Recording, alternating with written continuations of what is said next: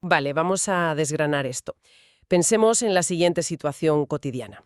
Alguien entra en una cafetería por la mañana, mira el menú y pide, no sé, un café manchado con leche de avena. Un clásico, ¿sí? Exacto. Y si le preguntamos a esa persona por qué ha elegido exactamente esa bebida, seguramente nos dará una razón súper lógica y bien estructurada. Nos dirá que, bueno, que le gusta el sabor, que la avena le sienta mejor al estómago o simplemente que le apetecía. Claro, lo que nos decimos a nosotros mismos. Eso es. Pero un siglo entero de ciencia psicológica argumentaría que esa persona probablemente se equivoca sobre sus propios motivos. Quiero decir, quizá la decisión la tomó su cerebro milisegundos antes, basándose en el color de la taza que vio en un anuncio en la calle. O en una necesidad biológica de un pico de dopamina. Totalmente. O incluso en una necesidad muy profunda de encajar en el grupo social de su oficina. Y esta es una de las paradojas más fascinantes del ser humano.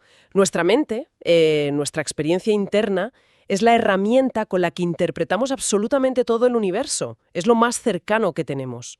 Y sin embargo, a lo largo de la historia, ha sido uno de los conceptos más increíblemente esquivos de definir con rigor empírico. Esa es la gran ilusión de nuestra vida diaria.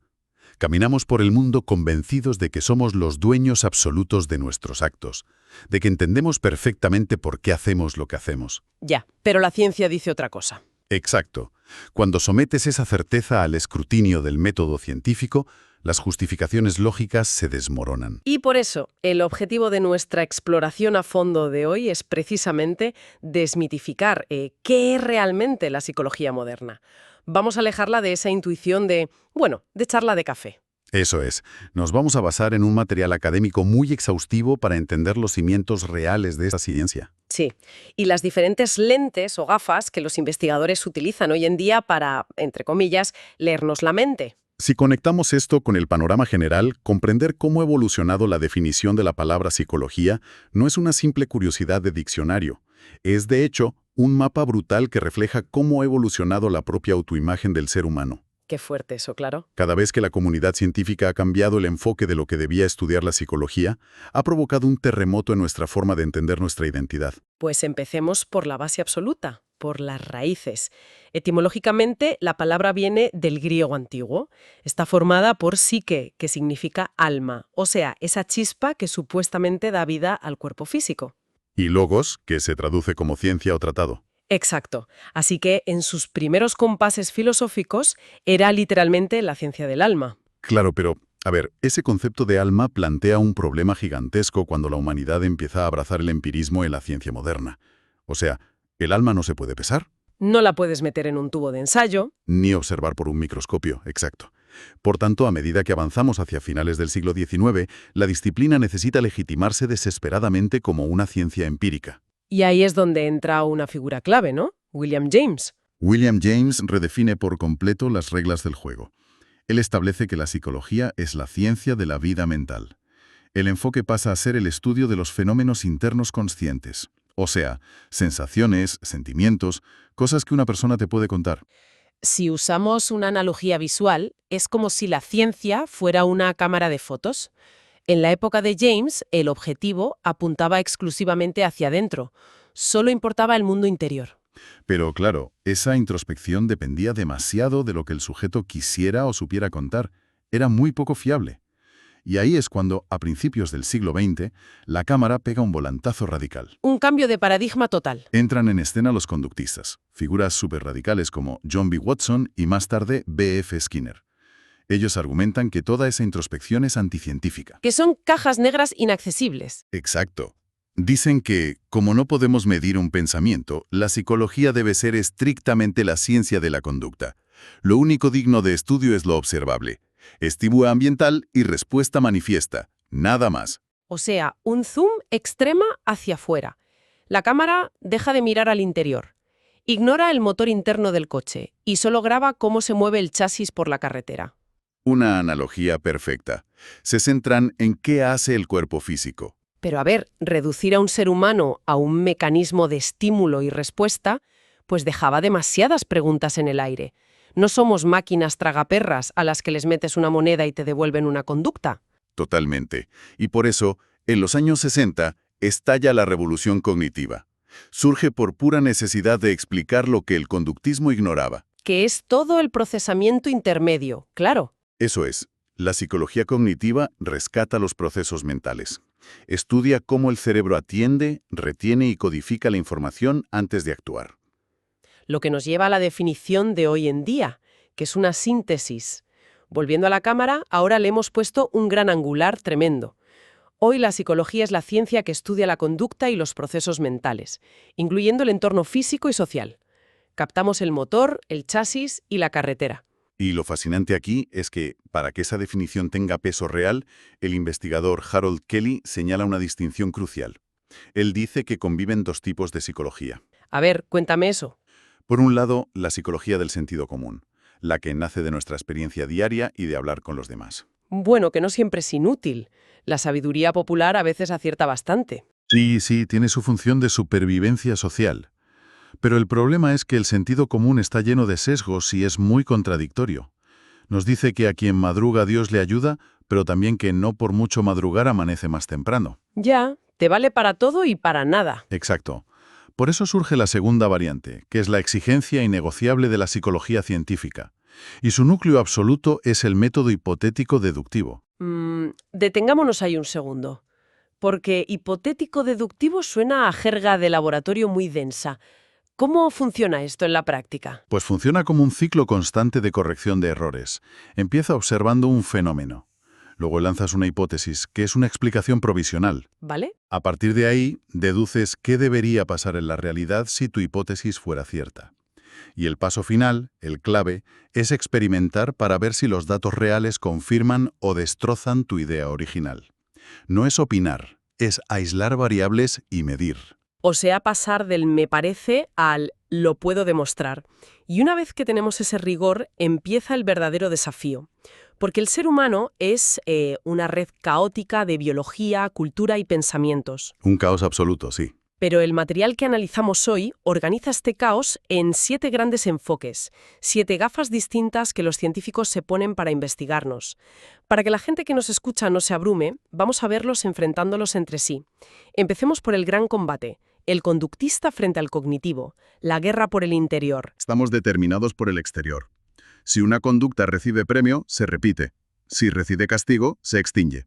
Rechazan estudiar emociones porque no se pueden medir. Espera, eso me chirría un poco. Tratar el cerebro como una centralita telefónica que conecta estímulos con respuestas. Quiero decir, las personas improvisan, mienten, cambian de opinión sin que nada de su entorno físico haya cambiado. Claro. Y esa limitación estructural es la que dio alas al enfoque cognitivo. Ellos no nos ven como receptores pasivos. Para el enfoque cognitivo, el pensamiento es el protagonista absoluto. Es causa y efecto de la conducta. Eso es. Estudian la memoria, la toma de decisiones, cómo procesamos la información activamente. Vale, entendido. Pero si el cognitivo es el software, cómo procesamos los datos, ¿qué pasa con el hardware, la máquina física? Eso nos lleva al segundo cruce, el biológico frente al evolucionista. El biológico reduce la escala al máximo. Busca las causas en la anatomía, genes, cerebro, sistema endocrino. Un ataque de ira o de ansiedad, bajo esta lente, son simplemente impulsos eléctricos y cascadas de procesos bioquímicos. Somos un saco de reacciones químicas, vaya. Básicamente. Pero la lente evolucionista amplía la visión hacia nuestro pasado remoto. Bebe de Charles Darwin. Investigadores como Cosmides y Tooby sostienen que nuestra conducta actual ha evolucionado para sobrevivir. O sea, que estamos programados genéticamente para adaptarnos. Exacto. Prestar atención a un ruido fuerte de repente no es un capricho. Es un mecanismo heredado de ancestros que tenían que evitar depredadores en la selva. Pero fíjate, tanto el biológico como el evolucionista son un rollo muy determinista. Parecemos máquinas biológicas, pero la experiencia humana tiene miedos, anhelos, traumas. Aquí es donde entra la tercera dicotomía, el enfoque psicodinámico frente al humanista. Las fuerzas oscuras contra el potencial de la luz. A ver esas fuerzas oscuras. El psicodinámico es el terreno de Sigmund Freud. Aquí el motor no es el entorno ni la evolución, sino los impulsos reprimidos y los conflictos inconscientes. Freud veía la mente casi como un sistema hidráulico. Un momento, un sistema hidráulico. O sea, como las tuberías de agua de una casa. Tal cual. Él postulaba que los instintos inaceptables para la sociedad generan muchísima presión interna. Si los reprimes, la presión aumenta en el inconsciente, como agua hirviendo en una tubería. Y por algún lado tiene que salir. Eso es, busca una válvula de escape y se manifiesta en sueños raros, lapsus o conductas compulsivas. Es una narrativa súper potente. Ha empapado toda nuestra cultura. Pero, ojo, nuestras fuentes introducen un golpe crítico aquí. Mencionan a Karl Popper, que atacó al psicoanálisis por no ser falseable. Un pilar del método científico. Popper decía que una teoría debe poder probarse como falsa. El problema del enfoque de Freud es que es tan elástico que justifica cualquier cosa a posteriori. Si haces X, es un deseo reprimido. Si haces lo contrario, es una formación reactiva para ocultar ese deseo. ¿No se puede refutar? Aún así, su impacto en la clínica es innegable. Y como rebelión a ese determinismo oscuro de Freud y al mecanicismo conductista, surge en los 50 el enfoque humanista. La luz al final del túnel. Autores como Rogers y Maslow introducen un optimismo radical, rechazan que seamos esclavos de instintos, enfatizan el libre albedrío y el crecimiento personal holístico. Bueno, llevamos 6 enfoques, mirando al cerebro, al pasado, al inconsciente. Nos falta el séptimo, el sociocultural. Liderado por Michael Cole. Este es vital hoy en día. Denuncia que hemos estudiado a la mente asumiendo que funciona igual en todo el mundo, ignorando la diversidad cultural. Claro, el contexto en el que naces te altera los circuitos. ¿Cómo funciona esto realmente? Pues, por ejemplo, en la percepción visual. Muestras una imagen de un acuario. Los occidentales más individualistas se fijan rápido en el pez grande del frente. Las culturas orientales, más colectivistas, miran el fondo, la relación entre el agua y las plantas. La cultura filtra procesos súper básicos. Madre mía. Aquí es donde se pone realmente interesante. Vamos a bajar esto a la tierra. Pensemos en alguien de madrugada en la cama que no puede parar de hacer scroll en el móvil viendo vídeos cortos, perdiendo horas de sueño. Si sentamos a los 7 enfoques alrededor de ese móvil, tela. Sería un debate increíble. El biológico mediría los picos de dopamina con cada vídeo nuevo. El conductista ignoraría la dopamina y diría, esto es recompensa intermitente. La persona sigue bajando porque sabe que eventualmente saldrá un vídeo que le guste. El evolucionista diría que buscamos información compulsivamente para no quedar desconectados de la tribu. El psicodinámico exploraría qué angustia vital está evadiendo la persona anestesiándose con la pantalla. El humanista vería cómo esto destruye su libre albedrío y sus metas vitales. Y el sociocultural apuntaría al hiperconsumo tecnológico de nuestra sociedad actual. Es que este ejercicio demuestra que ningún enfoque anula al otro. Somos tan complejos que necesitamos superponer las 7 gafas para ver la imagen completa. Totalmente. Pero, claro, tener teorías está muy bien, pero nuestras fuentes trazan una frontera arquitectónica muy clara. La diferencia entre la psicología básica y la aplicada. Entonces, ¿qué significa todo esto de básica y aplicada en la práctica? Pues que la psicología básica es el trabajo experimental de trinchera. Utiliza el método científico para descubrir las leyes fundamentales de la mente. Su objetivo es generar conocimiento puro.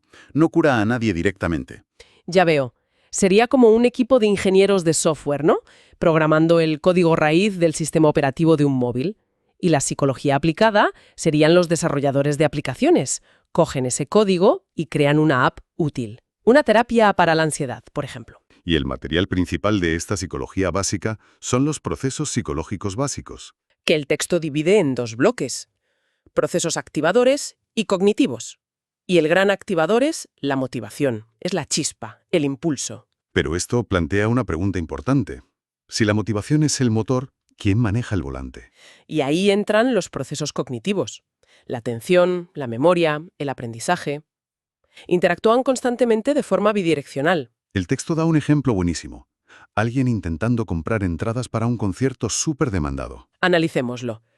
El deseo de ir es el proceso motivacional, la chispa. Pero desearlo no materializa las entradas. Claro.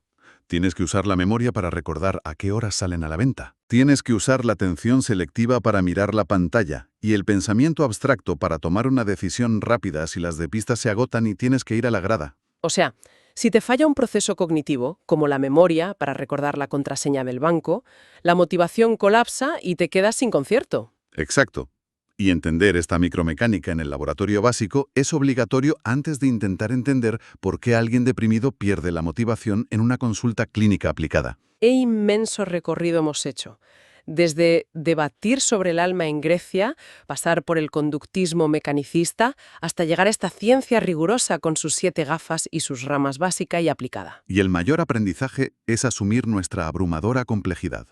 Somos bioquímica, evolución, cultura y libre albedrío, todo mezclado. Y de esa mezcla saco una reflexión final provocadora para quienes nos escuchan. Si gran parte de lo que hacemos está tan condicionado por nuestros genes evolutivos, por nuestra dopamina cerebral y por la cultura en la que nacimos, Ya sé por dónde vas. sí, ¿qué porcentaje exacto de nuestras decisiones diarias, desde pedir ese café de avena hasta de quién nos enamoramos, es verdaderamente libre albedrío consciente? Una pregunta durísima para el ego humano. ¿Somos los autores de nuestra vida o solo observadores de una máquina biopsicosocial que decide milisegundos antes que nosotros? Una idea perfecta para rumiar hasta nuestra próxima exploración a fondo.